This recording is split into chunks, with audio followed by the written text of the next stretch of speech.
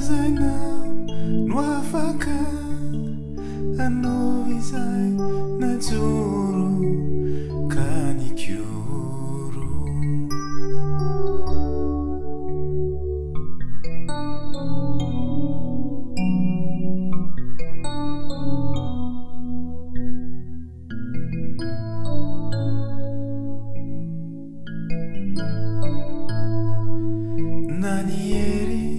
Nakulalana naisy fandrarana de tiky ho izy kiotia zahay tsy saraka farany anay mafiorina tsy ovorodana vity tena matotra vita fatotra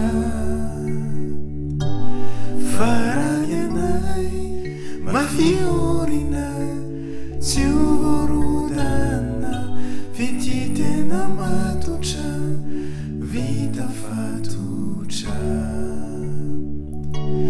Ho ataoko tsara karakara fefanjara nomena ho ahy mandraky izay